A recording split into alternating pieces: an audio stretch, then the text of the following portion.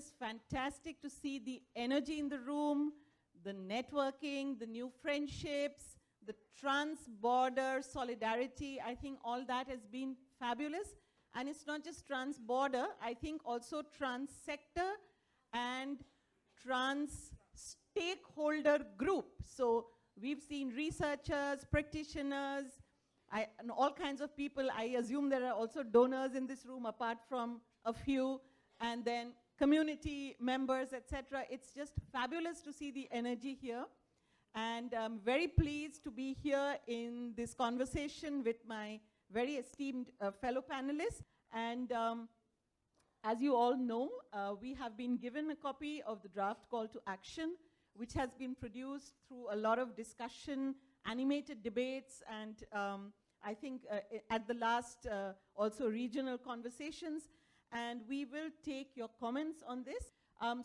We have all seen the text, and the text really is, on the one hand, a broad call, but it is also, on the other hand, very specifically addressed to different stakeholder groups. So friends, as you can see, we are hoping that Claudia will also bring in the community perspective. We hope that Geeta will also reflect on her experiences within the international, accountability panel, independent accountability panel. Amitabh, from your perspective as a donor, Rachel from the research perspective, and Fatima also looking at it from an international NGO perspective, working with technical assistance. So all these stakeholders will be commenting on this zero draft, and I'm assuming that the draft will stay open. There'll be further kind of sharpening over the next 1 week. So let me begin first with Claudia. Claudia, what do you think about this draft? What are your comments? You've probably also been engaged in making it, but what do you think about it?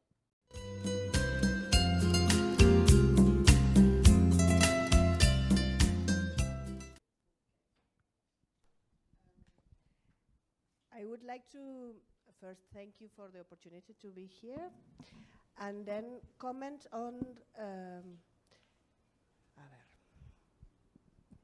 okay, closer. Yes, bite it. Okay. So when reading the chart, and I think we go back to the definitions of the several very key terms that we are using in this symposium. Those have become mainstreamed. You can find these terms such as accountability, governance, citizenship, democracy, etc., in all documents of donors, international agencies, etc. But I think that COPASA has something very interesting, many very interesting things to say about the way we understand these terms. For example, we make sure that when we use citizen, we are not excluding certain groups of the definition of citizenship. When we say accountability, we are not talking about a shallow and very superficial way of doing accountability, but are talking about a meaningful engagement of all stakeholders, and with a particular emphasis in the communities that will be involved in each health service or health policy.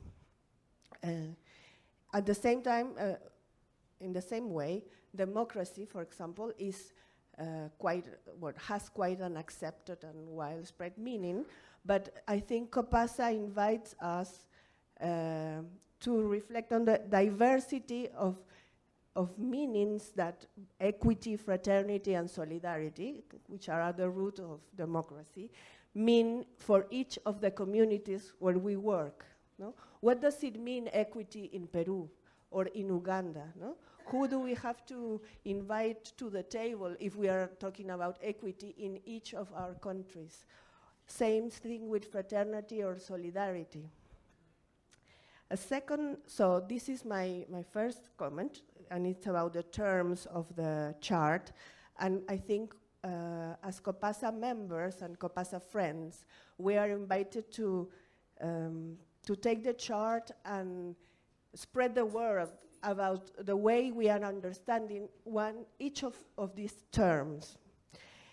Another issue that I think I would like to highlight is the importance of finding the things that we have in common to feel stronger and to support each other in our advocacy efforts.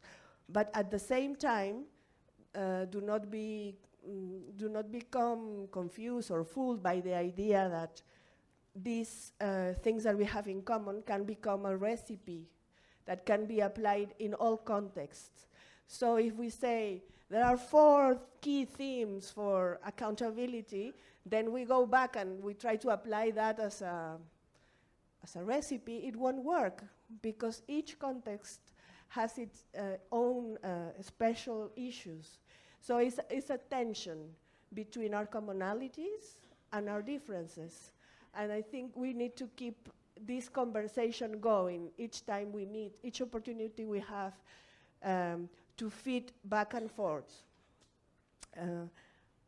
Finally, I think the chart also highlights the challenge that we as practitioners and researchers and health-related providers and donors in health, etc., have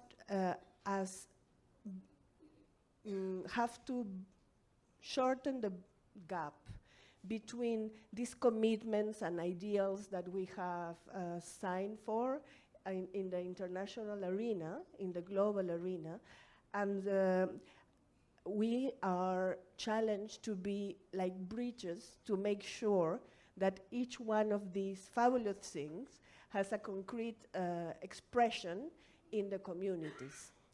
And we must do so by translating these ideals into concrete steps that we can share with the community, share with the decision makers, and then push for this to happen in very specific ways in each of our settings. Claudia, let me give you a small provocation.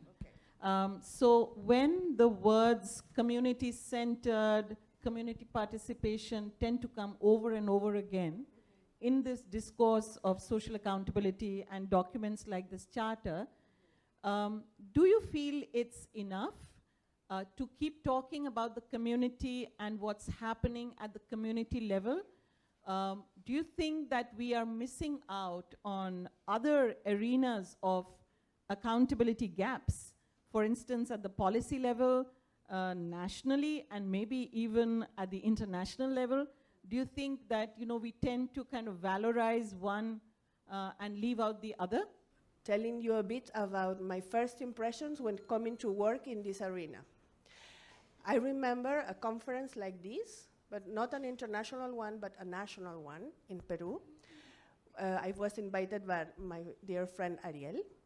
And I remember being very impressed because we had a very, for me, unusual mix of a group of professional people whose organizations were experts in budget monitoring, legal monitoring. So these super lawyers and super social economists and health economists, half of the group was that, and the other half was community people, real grassroots people that were doing service monitoring, that were talking in the communities committees, and they were sitting next to each other. And I think both had to make an effort so the other could understand what they were talking about. I told Ariel, are you sure this is a good idea? Because the economists speak in a very difficult language, and our community people not only not speak Spanish, but are not necessarily familiar with economic terms. No? So we asked both groups to be mindful of the other, of each other. And I felt that even though this is very difficult to have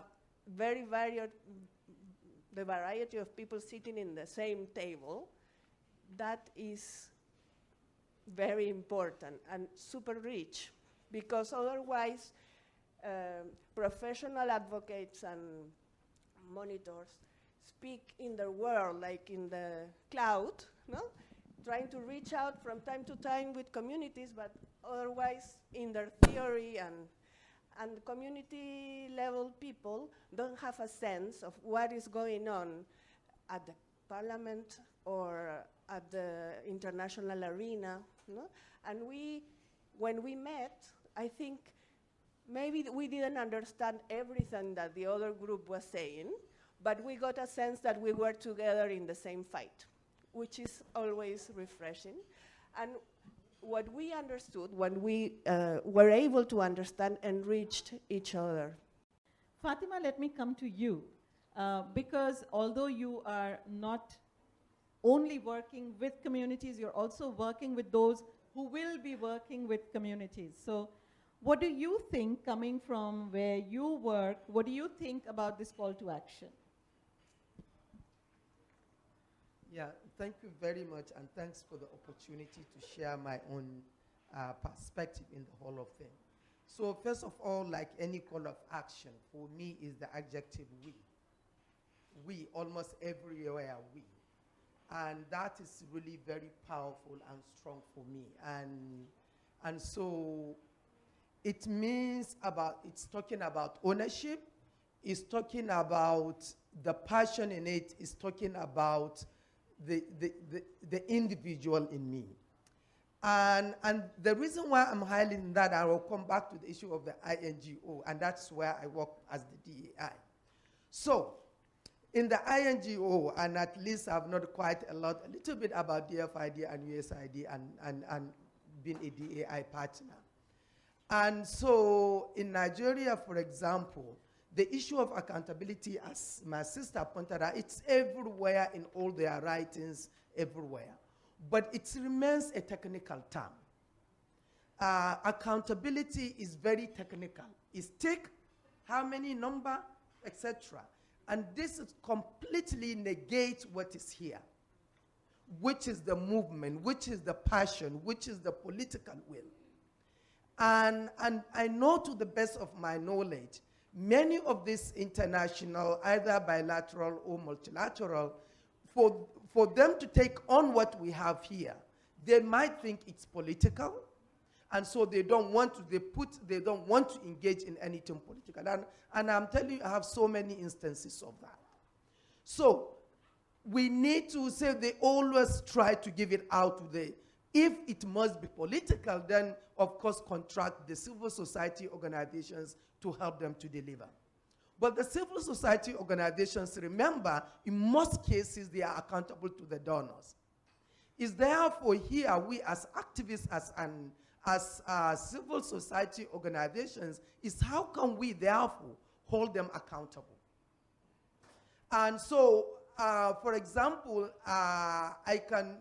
most of the health funding as a grant or as development support is contracted to companies like my own, the DAI. But the DAI is only accountable to the donor. They are hardly accountable to the community, to the beneficiaries. Is therefore, how can we, this as COPASA, and as team here, we, and as these political actors, and we decided to take this, how are we therefore going to make sure that in between that we're able to influence that decision? Because at least for Africa, billions of dollars is being spent on this, and I can give an example in Nigeria. There is going to be a 250 million pounds health program. It is called Lafia. It is all about accountability. It's about holding government and community accountable. But that is, and to what extent, therefore, as COPASA and as all of us here, going to make sure that that is taken, is not just take and go, but it's really something what we have here. And lastly, and recently, and I know at least USID increasingly, at least in Nigeria, there is this, and how can we take advantage of that? For the business case, normally they collect experts to help them develop the business case, which they will send out for contracting. So it's increasingly, I know USID, they call it co-creation. So they really want to bring some different, for example, we've just finished one on adolescent girls, and really bring some of adolescent girls from different parts of the country and bring the INGO together for them to decide what is it we want. So, but unfortunately, the issue of accountability is absent. So what I'm saying here, as we said, all of us here, we are not powerless. We are all in a position to make a difference. And so therefore, we take this commitment as our own commitment and make sure that that is what we put forward and we support. And that is really what and lastly, to take it to the community, I would just say that as a last point. Since yesterday, I've been struggling with myself on how am I going to translate this into the local community level understanding, and without losing the weight of this. I can easily translate accountability into my language, but what is contained here, and I think probably that is one thing COPASA could really help, because we often lose the meaning when we try to bring it down and work with the community. If nothing else, I promise we will try to do what we can and share this with the people we are working with, both the health workers and the community. Thank you. So Amitabh, what do you think about this call to action, coming at it from, Oxfam, but also the way you hear the international donor community? What do you think about it? So, yes, yes. It's time. Yeah.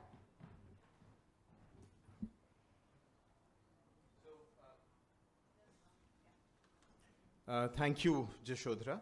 And just a disclaimer, I'm not a donor here. I'm a comrade, a co-traveler, and that's how I would want to speak. And let me start by saying a big thanks to all of you, to the COPASA platform for bringing 200 plus people together in extremely difficult times. I must just say and acknowledge friends who've come from outside. And I've met you, I was not here yesterday, but day before and today. You've brought a lot of sunshine to the country where at the moment we have 2 million people who have just recently been made nationless. And we are on the 72nd day when we have made one of our states completely voiceless without any accountable process, mind you. And we are moving towards the 75th day. Hopefully all of us can come get together and protest. And that's the context in which we are doing this conversation. So let me just start by saying that I read this document. I read 2 versions of these documents, and both versions are fantastic. And my complete solidarity with pretty much that's been said. And I do think that it's a powerful document, and it does convey, I think, the conversations here and the conversations which are happening globally. So a call to action which brings together the multiple millions of energy points that we have across the world is fantastic, and it's going to be a huge guiding document for all of us. Let me just quickly identify. I've identified 6 pieces which make the document very, very exciting. And then I've identified 5 challenges, I think, which we still need to work on. The first, the exciting bit, the gaze is pretty much inside. So as a document, I was really delighted to say that we must do this. We must do this, and in terms of pretty much, as Fatima was saying, putting power at the center, but recognizing that we also have power, and that power also needs to be accountable. So this framing, I've been part of several framings, but very often we don't do this framing. We're constantly saying state needs to be accountable, corporates need to be accountable, but this inward gaze, I think, is remarkable, and thank you for bringing that in. The second, we've already talked of power, but the way power is put at the center of this entire document. People, women, question of intersectionality, runs through the entire document. So that's again, I would say, a powerful thread, and it really weaves together. The third, which is more specific to this conversation, I think it does a very critical service to the landscape of accountability and governance, and that is to try and bridge the gap between procedural accountability, procedures or the ideas of citizenship, and what would be called substantive accountability. There's always a huge gulf. But if you actually start working on this document the way it's framed, there are possibilities. I'm just saying possibilities. I have my anxieties, which I'll share later. It is at least giving us a roadmap to convert these rhetorical conversations. And we just heard that with 250 million accountability framework project, it will remain largely a procedural piece. How will we make it substantive is the critical question. So it is giving you those ideas. Hopefully we can flesh them out and work with them. The fourth point, which is very important for me, and maybe that's the only lens where I bring in certainly Oxfam, is the question of inequality. Again, how we have different access to services, rights, how do you realize rights? The inequality is running through, and you're trying to address it through the questions, the ideas that you've talked of. And that, given that it's these days inequality has become such a central question, I think it's a good peg to use. However, let me just say, I talked of two which I would have felt it would have been stronger. One, it kind of, I don't know if it's shies away or it's a conscious choice, we have not talked of the broken economic system. Even just a line, I know it's very difficult to draft documents, but the way the system, the economic system globally is broken, I think it would be worthwhile to at least, a line to say that this is our analysis would be helpful. The fifth is, again, the idea is the range of the spectrum of alliances that you're looking at. So from communities to community health workers, to civil society, to movements, to governments, to international networks. So that's a remarkable alliance that you're looking at. Difficult to make, but in the current times, I do not see an option for us. We'll not be able to win if we are just looking at a truncated alliance. The alliance needs really different kinds of actors, and then you have fairly well fleshed out the different roles the members of the alliance can play. The other miss, I think, maybe it's also the conversations I'm doing, technology is in many ways redefining. I'm not big on technology personally, but it's obviously redefining the rights conversation.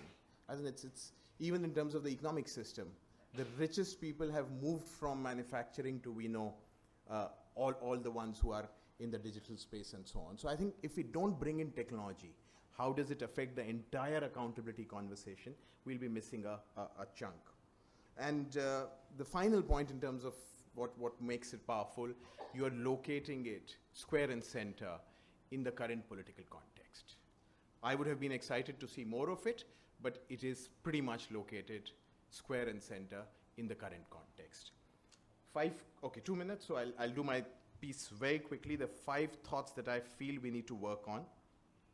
The current political context is the context of Trump to Modi to Erdogan to Duterte. That's the context in which the fundamental normative principles of the 20th century are under stress and challenge. The whole idea of starting, say, from the French Revolution also, those ideas are now, for the first time, being challenged.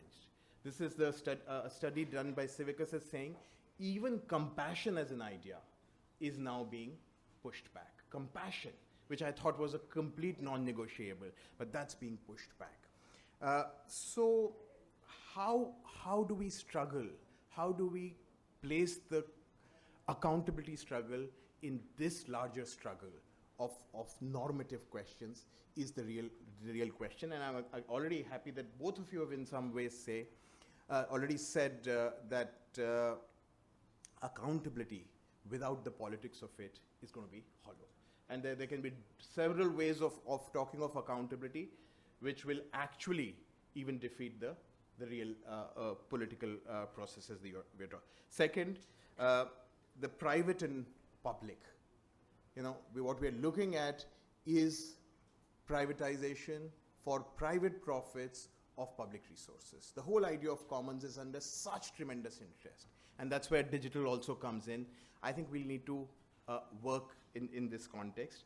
I'm moving quickly. The third one, which is very, very important for me, and sometimes I must also honestly say that I feel very, very disillusioned these days. We all believe that democracy is about building brick by brick. And we do that, whether a social audit or looking at a budget document is building democracy brick by brick. But the slide back on democratic front has been so massive and so quick. Just a Trump and a Brexit and a Modi has taken us decades back. So let's try and understand these macro changes which are undercutting the fundamentals of democracy. How do we put the accountability movement in that space is very critical. Fourth, so maybe I'll take 30 seconds extra, Jashodhara. So civil society, and that's the group sitting here, also is hugely contested now.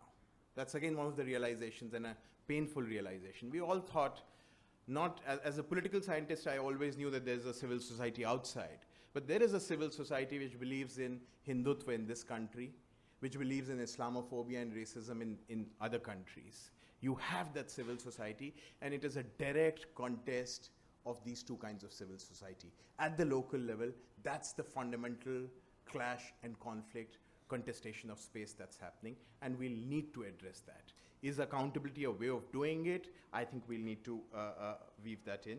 I've already talked of it, so let me just briefly say, rainbow coalitions are what we need. And in that, let me just end by saying that when we're doing a rainbow coalition, I would say that it's fantastic that we have such a strong zoom in through the lens of health. But I do believe that at this moment, how do we have a broader spectrum? And we'll need to consciously underplay our thematic lens, but really look at questions of democracy, justice, and dignity. Thank you. And understanding the macro trends, even while we work with our little community groups and use our tools and posters and etc. How do you see research really kind of bridging that? And what do you feel about the recommendations of this call to action? So I'm really inspired by the Charter. I fully endorse both the spirit and the letter. And I think that there's a lot to say to global health researchers. And I fully support all the points that are made about global health, about how global health researchers or how global researchers or researchers in general should engage. I think we could push a little harder on this question of the power dynamics of knowledge generation. So we correctly ask researchers to be mindful of these, but I think we could go further and challenge researchers to actively work to destabilize, to dismantle, and to make these visible in the way that we do research. And this is really about a paradigm. It's not about specific methods. I think we can use all types of methods, and all types of methods should be used to support social accountability processes. But we need to be consciously, as researchers, working in a way that shifts the balance of power, both away from us and away from other powerful actors, and that actively validates, celebrates, recognizes, communicates the knowledge, the skills, the capacities of marginalized, oppressed, disadvantaged people. And I think that's a bigger sell to some researchers than it is to others, but it's really important that we challenge ourselves in this way. Moving on from that, I think there are two core issues that I'd just like to challenge us to think about a little bit more deeply. We've already had calls to think about our terminology, think about what the values are underneath our words.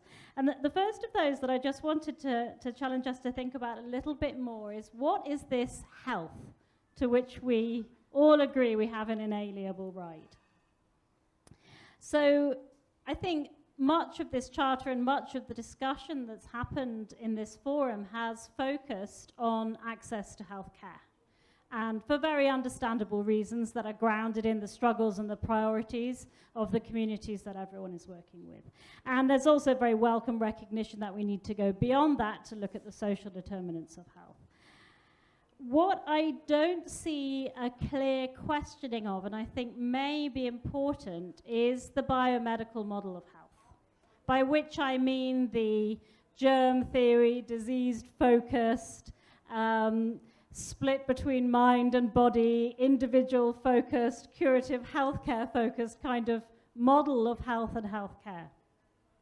And in particular, the manifestation of that model within neoliberal, imperial, neo-colonial, patriarchal systems of governance and regimes. And I think in the discussions that we've been having, we've heard very moving and very clear accounts of how this model of health and healthcare is experienced by many people in the world as a form of violence, actually. Not moving beyond healthcare violations, but just the whole system is experienced as a form of violence. So, for example, we've heard about indigenous communities in Peru and in Guatemala who are struggling to maintain their vision of health as an interaction between social, natural, social environments. So I've left something out there. Social, natural, and something else environments. Spiritual. And fighting to hold on to that. We've heard about people Dalit people in communities in India, fighting to hold on to the traditional practices and wisdom of the Dais. We had a very inspirational performance-based workshop on well-being, which reminded me that we really need to find common languages to talk about our ill-being and our well-being, and really think about how to embrace and promote health care, the care dimension of healthcare, and the multiple kinds of practices that are necessary to promote that kind of broader, holistic model of health beyond pharmaceuticals and those kind of systems. And we've talked a little bit already. I see that the chart has moved a bit to talk more about the natural environment. But, you know, the natural environment is one of these massively important enabling factors for our well-being, which, if we're talking about the current politics of the globe, we heard a lot this morning as well about how that's hugely under threat. And we really need to step up to address that. I want to talk about one more issue briefly that I felt, which I think that I've seen several iterations of this charter, and I think it's moved a lot on this issue, actually. So when I first read it, I said, I'm not sure about this phrasing of marginalized communities. I think we all use it as a shorthand for forces of oppression and disadvantage, and it captures lots of very important things. And there's a welcome inclusion of intersectional analysis, but I think it could go a little further. So we've had some very rich discussions across the days, for example, about how hegemonic forms of masculinity and patriarchy are really important in shaping the health of women, men, lesbian, gay, bisexual, transgender, queer. I'm going to spell it out because I think it's important that we don't just do the quick add-on acronym. So this damage and these processes, you know, they're occurring in the private realm. And there's a tendency for social, that they occur at least substantially in the private realm, although they're clearly manifested in many public institutions as well. But there's a tendency for us in social accountability to think about the public realm and to think about a citizen-state relationship in that realm. And there's a need for us just, I think, to reflect on how are we dealing with the private realm. There are rights which are under threat, like the right to abortion, which are not really about marginalization. They're about gender oppression. And so we need to find better languages and better ways of understanding this. I think that the document, as I say, has moved a lot here. And we've also seen and heard a lot of discussion about, am I nearly out of time? I'm nearly finished. How processes of othering do enormous psychological, social, and physical damage. So othering related to caste, religion, transgender people, I could go on. Oh, people living with disability. I haven't heard much about ableist norms and the rights of people living with disability, and I think that's something we could do well to add. But I suppose I'd just come back to, and I've also heard lots of examples of very egalitarian, feminist, anti-caste, anti-racist practice. So I think the practice is there, and we need to reflect the practice in what we're talking about. But ultimately, as human beings, we need to develop accountable practice to each other for non-violent communication and relationships, for recognizing each other's body autonomy and dignity, and that needs to find its way into our deliberation. But I'm also going to ask you, what about health and political determinants? How do you also see the trends in international policy making? Because you're also very active in that domain, and you've been working with it for decades, many decades, as a feminist, as an expert, and so on. How do you think this document really addresses that whole domain, and where do you think we should really step up our strategizing? Given I wear this very uncomfortable global international hat in a room full of people entirely devoted to community level practice. But let me sort of try and see how I can field that question as best as possible. Let me start out just by saying that I'm here as a member as well of this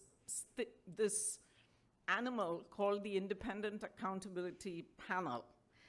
And many of you may not even have heard about this thing, but it's important, and I'm going to speak a little bit to tell you about it because it will help me address the question that Jashodhara posed.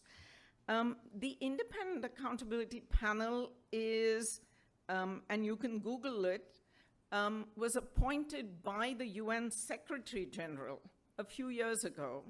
Its mandate is to review progress and challenges in the implementation between 2016 and 2030, that is the SDGs period, of the Every Woman, Every Child, Every Adolescent global strategy for health. It issues periodic reports. It's done 3 reports. The first was a sort of inaugural report. It did a report on adolescents, adolescent health, and it did a report on the private sector in health. The private sector report, in particular, was focused on health service delivery, pharmaceuticals and access to medicines, and the food industry, NCDs, and obesity. So I am, while I have this ambivalent relationship to being a member of this panel, on the other hand, I think thus far at least there's some things in there that we may be able to use in sort of pushing for accountability at multiple levels. Let me say two other things about the panel. One was very recently at a meeting of the panel, and it's not a very large body. One of the things that we heard in the context of all the hoopla around the UHC high-level meeting in the UN General Assembly that took place last month in New York one of the things that came up is that everybody now, meaning everybody, meaning all the bits and pieces and parts of the health system, wants their own accountability panel. And so the direction in which this is moving is to create some kind of an Uber body, a larger body which will be accountability for all of UHC. Okay? Don't know where that will go. There are strong forces moving in one direction, saying we can't have 5 different little panels each doing their own thing and each demanding reports from governments and this and that and the other. The other side saying, hey, wait a minute, you put everything and the kitchen sink into this large panel, you might end up getting something so vague and wishy-washy that you don't get anything at all. And my own concern would be that, for instance, a report like the report that the IAP did on the private sector, which is actually quite hard-hitting, and I would recommend that you look at it, would never be possible under a large umbrella panel for UHC at which 1 million people are involved and looking, and it has to go through umpteen layers of vetting and agreement and so on.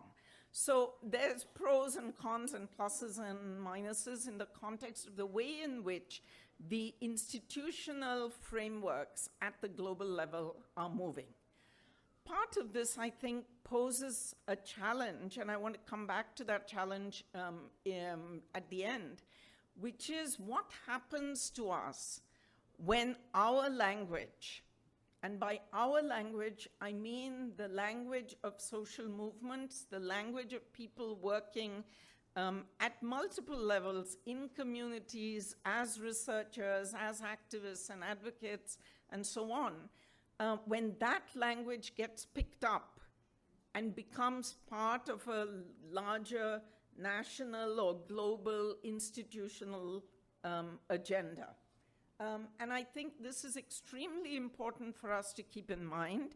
And I wanted to talk about this just to let you know that that is already happening with accountability. It happened as someone who's worked in the field of gender equality and women's human rights all my life. It happened with the infamous term women's empowerment, to the point where we now don't even use it. We're so sick of it. And we're so sick of the ways in which it's been messed up by being picked up like that and then turned into nothing. So be warned and be aware that accountability stands in the same position and has the same risks. And I think my sister from Nigeria already gave us very tangible examples of how that might happen. Let me say another thing about the IAP that's very important. Although the IAP, in a sense, even within the field of women's health, is sort of women's, children's, and adolescents' health, and one might ask what that is. We have pretty much defined it to mean sexual and reproductive health and rights.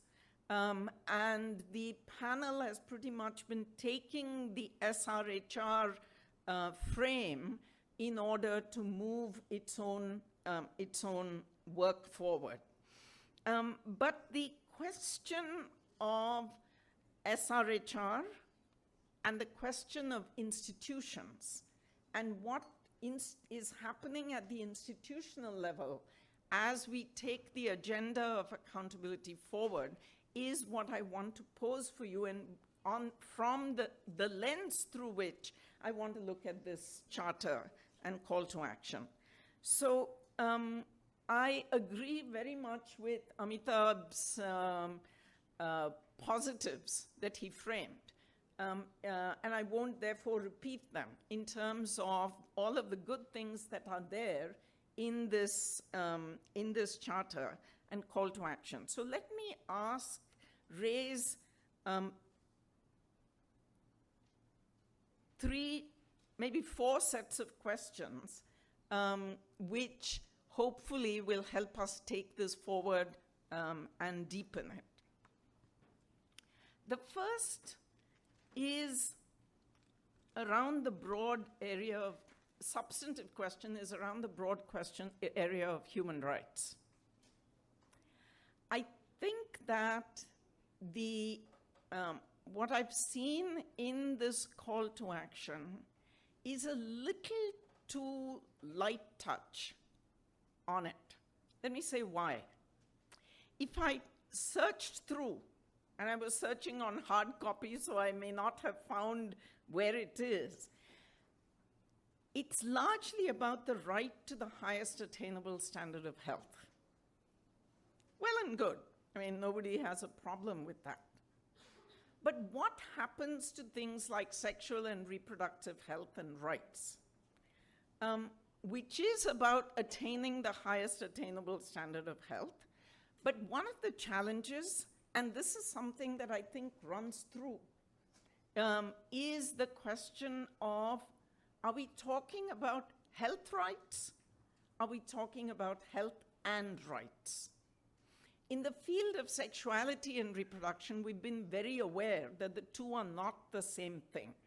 And it's extremely important not to conflate and think that health rights is the same thing as health and rights.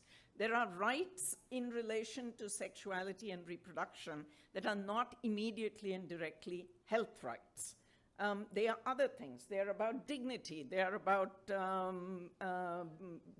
autonomy. They're about independence, which we don't immediately think of in the context of health.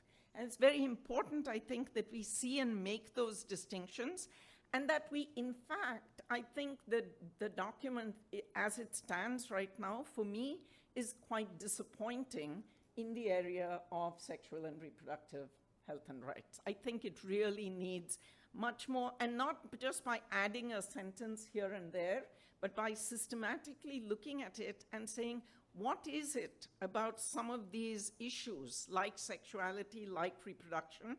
And we may need to do that for other things, like disability, like belonging to the Dalit community, or to a otherwise racially or ethnically disadvantaged group. We might need to look at that, and it might be worth our while to really look at that carefully and to see how we can better integrate it into the document. Related to this is that famous question of communities. Yes. Communities, yes. But if I know anything from my 50 years in the feminist movement, communities don't mean the same thing to everybody. Oppression, gender oppression, caste oppression, racial oppression, all of the kinds of oppressions we can think of happen first and foremost in homes and in communities.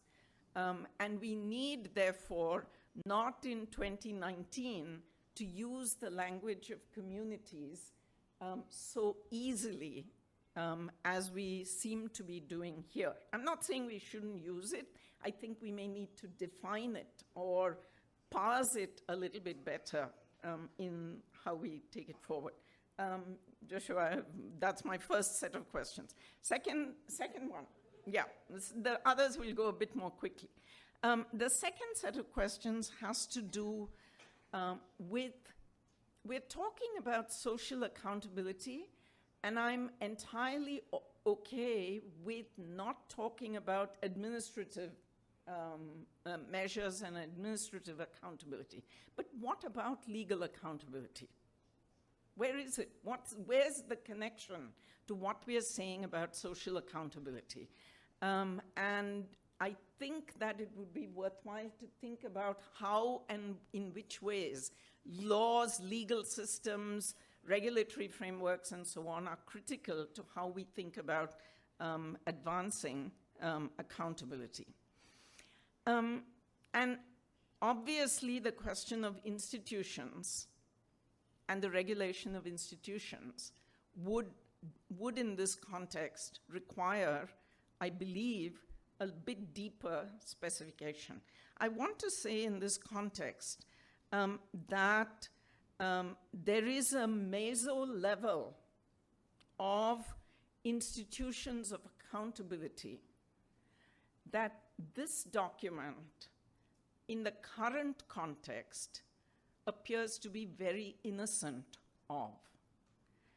And for it to be taken seriously, and please don't misunderstand me, I don't mean that we have to kowtow to anybody or to the powerful or to institutions we don't like or nothing.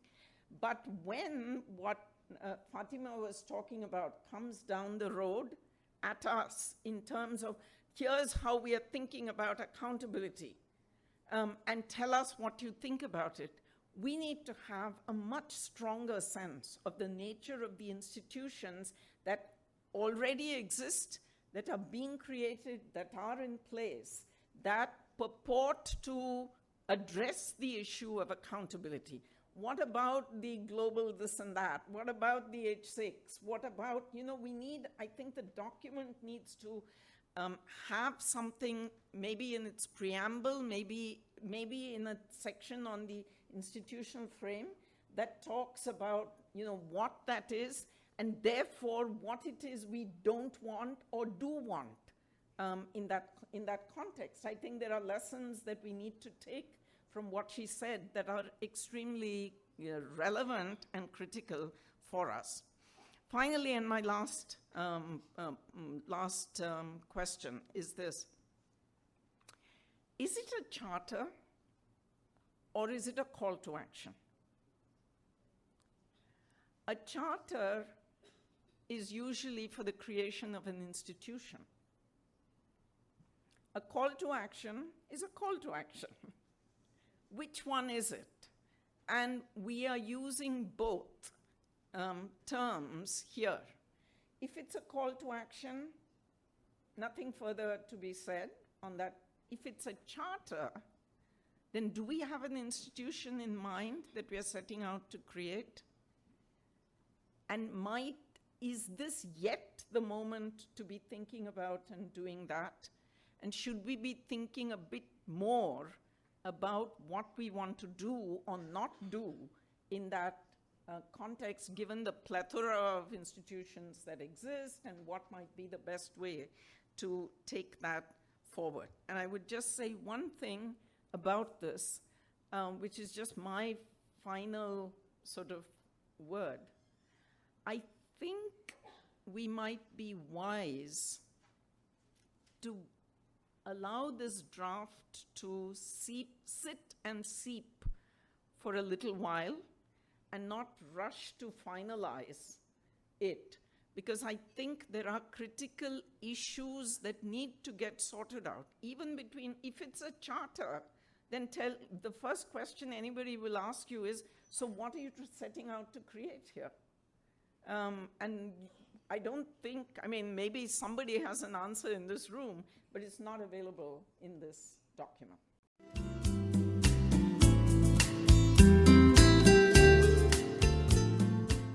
Thank you.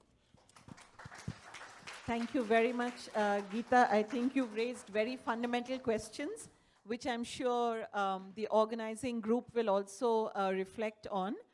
Exactly what do we want to do with this document, and how does it go beyond being a call to action and also become a charter for some kind of institutional setup.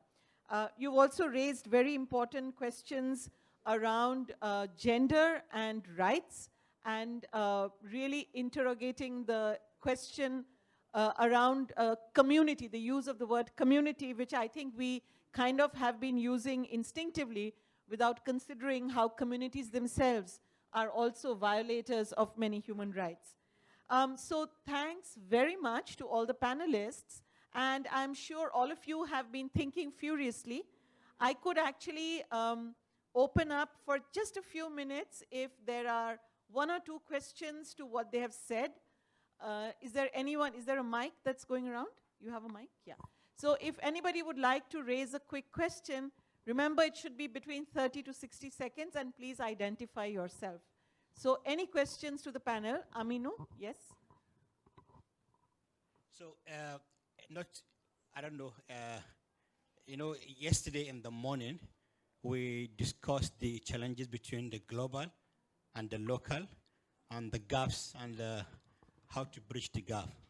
And one of the reasons of bringing the charter is that this discussion is from the bottom now going up. So just to commend the effort of the panel, and they should think through that if the charter gets boxed off into the global conversation, then the essence of the charter is lost. Okay. Because the charter is not to get endorsed by the UN or WHO, but for them to recognize, but not to endorse it. And to also work with the practitioners to ensure that there is social accountability. So I want us to be a bit careful in looking at the global, making them happy. That's not the essence of the charter. The charter is to ensure that the practitioners are also engaging and getting a space to really hold the government and the UN to account. And this is where I have struggled with the IAP. I know them from the inception, and I'm beginning to wonder what exactly is IAP doing?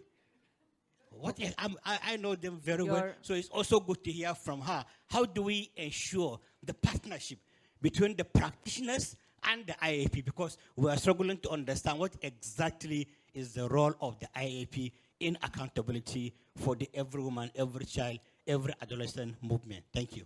I'm kind of, let's say, worried, or no, not worried, forgive me, but maybe it's not a proper English term, but from this panel I see that people perceive the accountability work of COPASA mostly community level grounded. Although we, as an organizations in Macedonia and others, friends here, we do the accountability work on a community level, on a budget level, on legal empowerment, on national, and even going in international. So maybe this is to intervene and to be strengthened in the charter, that under accountability we do not recognize just the community level, but to be strongly pointed out that we encompass all of these accountability tools and approaches. Okay. What we feel as an COPASA members in this conference, what is to be takeaway was considered yesterday, and at that time many of the people from many of the countries, they came with the questions that there are so many commonalities of the issues throughout the world about the health issues, about the health rights. At the same time, there are the commonalities of the states throughout the world, like US or India, the states are same also. So if we are working with solidarity, are we doing any minimum doable plan to take some global actions, minimum two in a year or 1 year, unless and until there is no action plan, how can you take this charter further? The question which Geeta asked us, is it a charter, is it a call for action? I think that has to be clarified. If it is a charter, then she also asked us, is there an institution? Like, for example, I know PHM, People's Health Movement, we have a charter. And that charter is like used in many countries, and then we follow it. So how is it different from, the call for action? And that can be clarified, which will help a lot. And I also agree with her on many things related to sexual and reproductive health rights, definitely. I think we might need to take some more time and then tweak on it, strengthen it, and also other gaps which came up from the panelists, and not to rush and finalize today itself, but these are very, very important comments which can strengthen whatever form it takes. It can be a charter, it can be a statement, it can be a declaration, but then what is the purpose? Is it only for the practitioners, or it's not some declaration coming from the UN or wherever, neither our government bothers about it?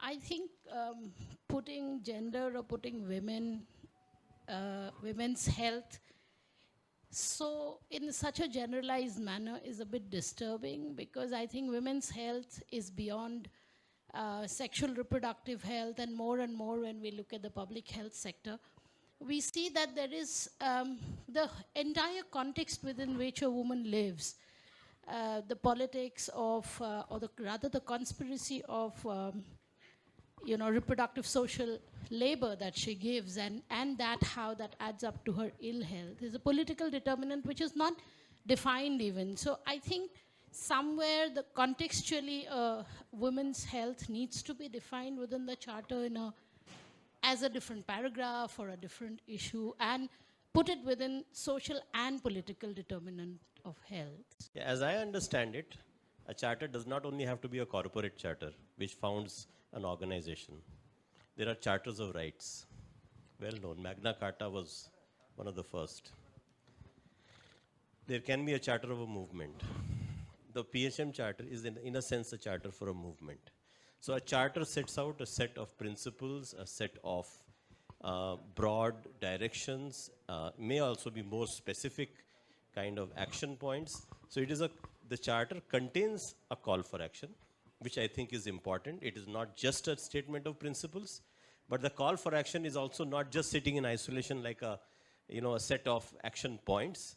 There is a certain understanding. So as I understand, COPASA has proposed this charter to the larger the movement around social accountability in health, which may not be an institution, but it is definitely a social process, a global kind of social process.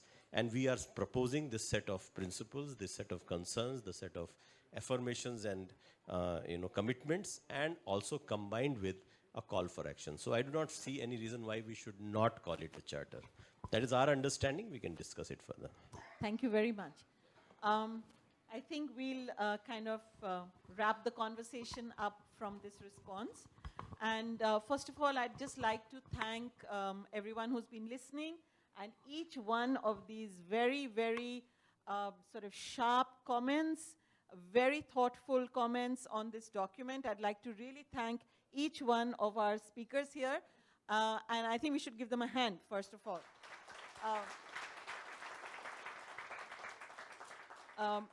It's a lot of food for thought, as I said earlier, and I, of course, cannot summarize what has been said. It's very profound. But I think what we are all taking away from this whole process of thinking over 3 days, of listening to each other, and kind of coming up with this statement, I don't know whether we call it a charter or whatever, but the statement that we have come up with, the declaration, so to speak, I think it's something that we all have been talking about, that it really has to centralize the questions of power. And we have to go beyond looking at accountability, as Fatima said, as a set of boxes that you tick, or red and green and yellow stickers that you put, to thinking of it in terms of changing, questioning, transforming the power relations which are unequal to begin with in different domains and across different categories. And I think the other point which Amitabh has so powerfully flagged is that we have to think about the political economy of our contexts and the differences and yet the similarities across our context. Because while we see across the globe these very majoritarianism, very regressive, very exclusionary political movements actually destroying the fabric of what we thought were liberal democracies, at the same time, we are also seeing information being used in ways that undermines truth. And all of us believe that we are seeking truth, we are speaking truth to power, we are bringing truth to light. But the question of what is truth is now itself a big question, because no one knows who to believe anymore. And where do we locate our practice in this extremely disturbing context that all of us are part of? And I think Amitabh also very well flagged the economic context. We must not forget that underpins and is actually the reason for this desperate increase in majoritarianism, authoritarianism, even fascism across the globe. So I think this context needs to be kept in mind. And as I think very well pointed out by all my co-panelists here, this is not a technocratic process. Accountability is about politics. It is about shifting relations of power, and we have to understand the context of power in which we are working. I think also the question that was flagged once again, is that we must go beyond looking at our little domains and kingdoms of practice, looking beyond a narrow sectoral sort of domination and building solidarity across movements. So if we are a movement on health accountability, we have to look at movements who are working on other forms of accountability, on the air, on the water, on the soil, on what is happening to farmers, on what is happening with the private sector. We have to join hands across sectors, because health, as has been pointed out, is far beyond just looking at medicines that you get in a clinic.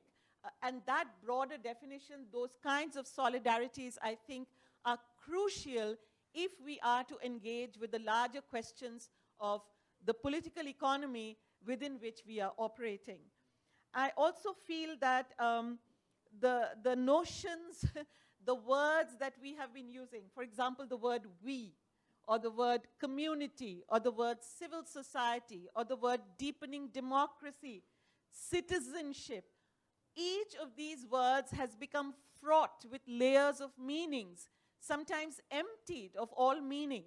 Here we have sort of written citizenship, governance, and accountability. But once you start unpacking, the pain today around the question of whether or not you are a bona fide citizen, it's a global pain, and each of us must feel, we have to resonate with what is happening.